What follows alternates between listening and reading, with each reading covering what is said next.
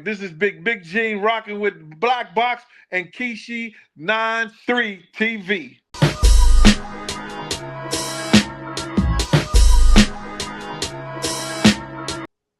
That's crazy because last night my partner was talking about the idea that Diddy didn't get out of town, out of Dodge before the feds got him.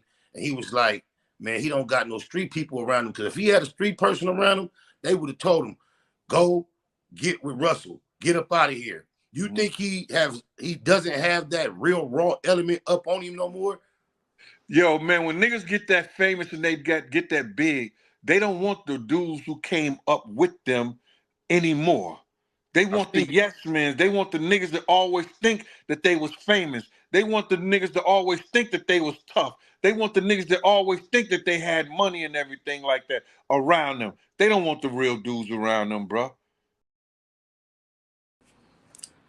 Jeter, gratitude is the attitude, and it definitely is a blessing to be back in the Black Box as we blow a session with a special guest, no question, man. The legendary Big Gene Deal, man, been making waves online for quite a few years, man. Brother, you said legendary, man. Man, you have had some legendary experiences, and that's a fact. I can't call it nothing other than that. Not that I'm trying to pump up the fact that you try to be a hero in the situations, but I try to be a hero. Yeah, I've never seen you try to put your chest out as no hero. No, so not at all, brother. Not at all. Not at all. A hero ain't nothing but a motherfucking sandwich. There we go. That's all it is. But I consider your journey legendary because it garners the attention of almost the whole world, and it's about some situations that everybody's interested in. All right, thank you, sir. And, I know you're a very busy man. And I don't want to hold up a lot of your time, but I also know when you committed to first come on my platform, you probably weren't quite as busy as you were currently. So I appreciate you for taking the time of honoring your word and pulling up when I knocked on your door. Well, see, you know, as men, all we got is our word and our nuts. You understand? You got to hold your word as close as you do your nuts. Some of these guys don't understand where I'm coming from when I mean that, but a real man would. That's right. I definitely feel it. I respect it and I appreciate it. So we're going to get right into it, man. Mm-hmm. It's hard to talk to you without being controversial, bro. So like it's nothing that I'm finna get at you about coming out of my head. It's all subject matter I've seen been discussed around your experiences online, things that interest me and some of my followers. So first of all, I see some stuff saying you got fired from your position for doing some less than honorable things, man.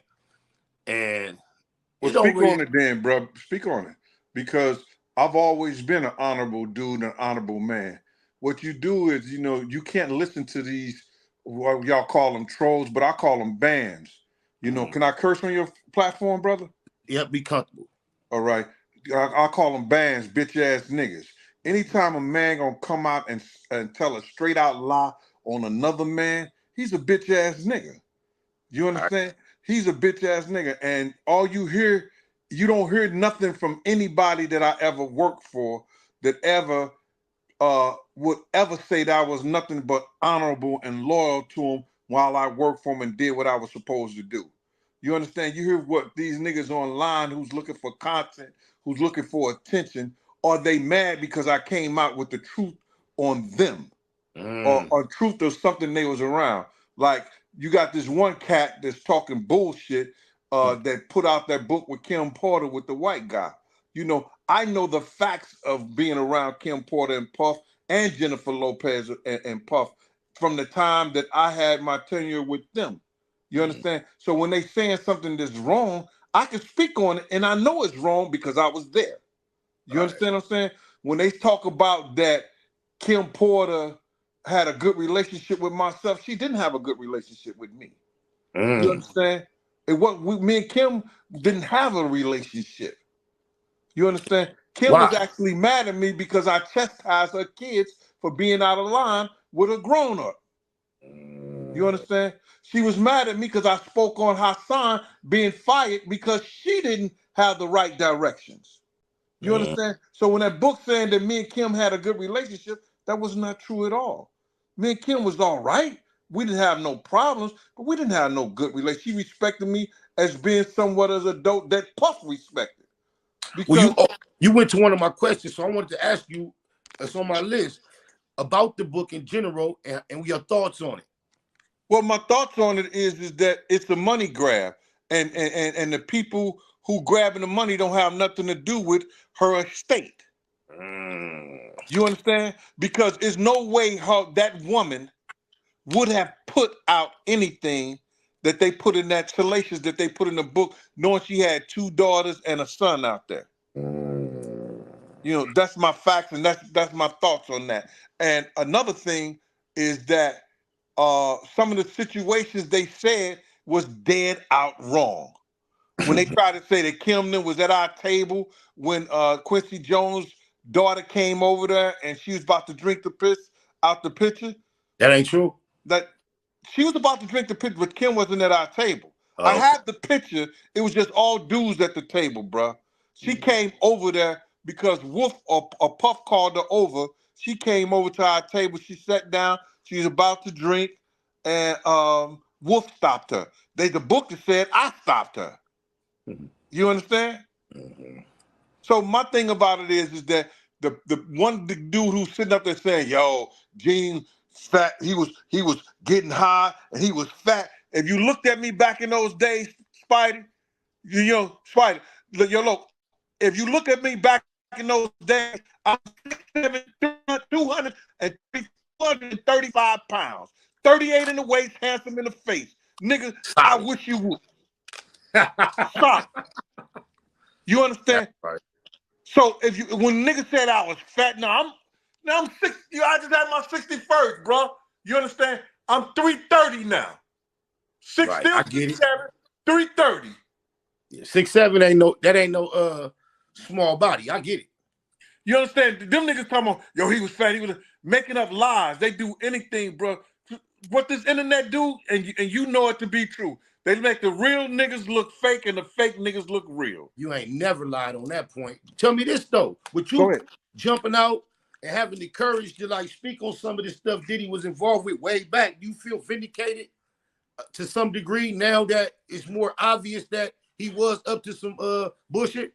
It wasn't nothing about vindication with me, brother. Okay. You understand? This nigga was disrespecting people's moms that was around us. He was disrespecting dudes who would die for him, give their last for him. You understand? Right. I talked about his integrity. I talked about his loyalty. I talked about things that he did, you understand, around us and took people around us and everything like that. So to let the people know, this nigga don't deserve no icon award. This nigga don't deserve no doctorate to Howard University. This nigga don't deserve no key to the city of New York. And I didn't start just talking about this, Spidey. They just started listening. Exactly.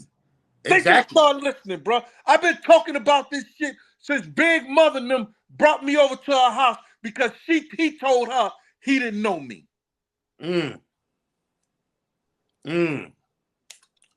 Wow, he didn't want you to have no connection with Miss Wallace. Not at all, because he knew I was going to tell her the truth. Because let me just tell you something, man. Puff ain't never been no tough nigga to me. Puff ain't never been no nigga I was scared of. Listen to me. Like when somebody make up a lie and say, yo, Gene was, in the room with the butt plugs and everything like that. Mama, I told the story about that. We was going through a fucking, what you call that, one of those adult clubs. You said you was in a sex store. You was in the sex store. Yeah. And so the niggas, I'm following behind him because he's picking up shit, putting it in a brown paper bag. He happened to pick up something high. He had to reach for it. When he reached for it, when I went by, I seen the shit said butt plug. I stopped and said, hey, yo. He turned around. I said, what the fuck you getting these for? Laughing at the nigga. If I was some security nigga, your security don't act like that. You understand what I'm saying? Yeah, you can't see nothing. You don't see nothing. You security. Yeah, but your security don't act like that. Right. I'm like a big uncle, big brother, whatever you want to call me at the time. When he introduced me to Jennifer Lopez, he said, Jennifer Lopez, Jennifer Lopez, he told Jennifer, this is like my big uncle. Niggas didn't do the same thing. Shout out to Chopper. Chopper said on that thing called, it was a program, I forgot the name of the program, Rare, Raw, or something like that. He said, yo, Big Gene used to, that Gene deal? Nah, he was confrontational with Puff. He used to always go at Puff. He said, I knew that shit wasn't gonna last. He just didn't know Puff needed me for the streets of New York, just like he needed Wolf. That's crazy, because last night my partner was talking about the idea that Diddy didn't get out of town, out of Dodge before the feds got him. And he was like, man, he don't got no street people around him. Because if he had a street person around him, they would have told him, go get with Russell. Get up out of here. You think he doesn't have that real raw element up on him no more? Yo, man, when niggas get that famous and they get that big, they don't want the dudes who came up with them anymore. They want the yes men. They want the niggas that always think that they was famous. They want the niggas that always think that they was tough. They want the niggas that always think that they had money and everything like that around them. They don't want the real dudes around them, bro. So he ain't got no more. He ain't had no more real niggas around him that gave a fuck about him. I agree. I know you guys bump heads a lot, but to me, I see you guys as a type. And let me explain before you get offended, and I want your feedback. You and Reggie Wright. I see you and him as like an opposite of the same thing.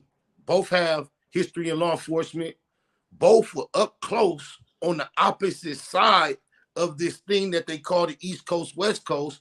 Y'all both got intimate knowledge of the situations. I know y'all don't see eye to eye about everything, but what do you feel as if I look at you, I'm like, damn, we as viewers have a East Coast Gene Deal and a West Coast Reggie Wright to kind of, if you pay attention to both stories, y'all kind of help us get an idea of some of the stuff that was going on that we wouldn't know. Do you feel like that's a good analysis? Well, that's your analysis. Right on. You understand? And I would like your feedback off of that. Yeah. My feedback is that like I have nothing against Reg, but when I don't fuck with somebody I don't fuck with, I never lied on Reg. I never talked shit about Reg until Reg started that bullshit with me.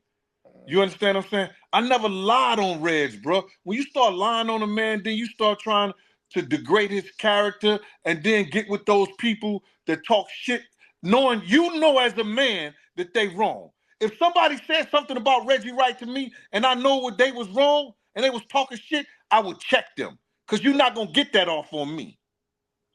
You understand what I'm saying? Yep. And Reg will let people talk shit about me and say shit, and we supposed to be at an avenue where we getting to know each other. We at an avenue where we supposed to be trying to get to be cool with each other. You understand what I'm saying? Yes, sir. And he let them niggas get that shit off on me. That ain't his responsibility. But if you want to be cool with me, if you want to be a dude that I respect, you're going to respect the game and what it's supposed to be about. Mm-hmm. I can dig that. That's all it is, bro. That makes sense. I don't go backwards, bro. You know, when you don't fuck with, if I don't fuck with you, I don't fuck with you. You don't fuck with me, you know, it's cool. You don't fuck with me. I have no problem with that.